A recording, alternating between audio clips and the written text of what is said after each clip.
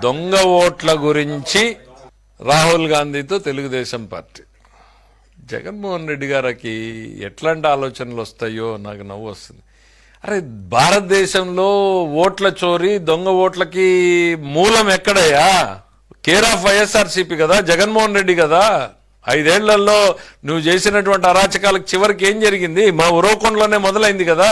10,000 ఓట్లను తొలగించాలని మీరు పిటిషన్ పెట్టలేదా? తొలగించింది సిద్ధం కాదా?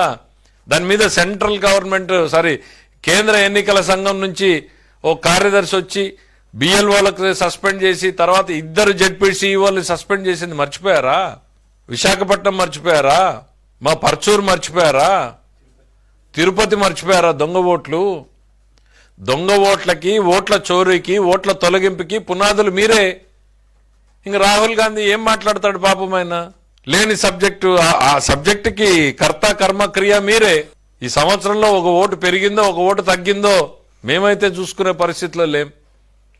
ఎందుకంటే మేము ప్రజల్ని నమ్ముకున్నాం, ఈ దొంగ ఓట్ల కార్యక్రమాల్ని నమ్ముకోలేదు. మేము ప్రజల్ని నమ్ముకున్నాం, మీరేమో దొంగ ఓట్ల కార్యక్రమాన్ని నమ్ముకున్నారు.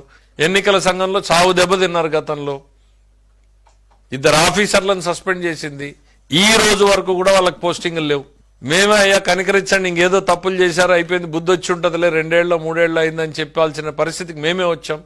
దొంగ ఓట్లకి ఈ దేశంలో మూలం ఎవరు అని అంటే మీరు బహుశా మీరే హాట్ లైన్లో రాహుల్ గాంధీకి నేర్పించినట్టున్నారు. నేను ఇక్కడ చేశాను, కాకపోతే కొంచెం తెలుగుదేశం పార్టీ యాక్టివ్గా ఉండడంతో ఫెయిల్ అయింది, అక్కడ కూడా జరుగుతున్నాయి చూసుకో, వాళ్ళు చేస్తుంటారు అనేటువంటిది ఏదో నేర్పించినట్టున్నావు తప్ప మాకు ఎవరితోనూ ఉండాల్సిన పని లేదు. ఈరోజు కేంద్ర ప్రభుత్వంలో ఎన్డీఏ కూటమిలో బలమైన భాగస్వామిగా ఉన్నాం, నమ్మకమైన భాగస్వామిగా ఉన్నాం.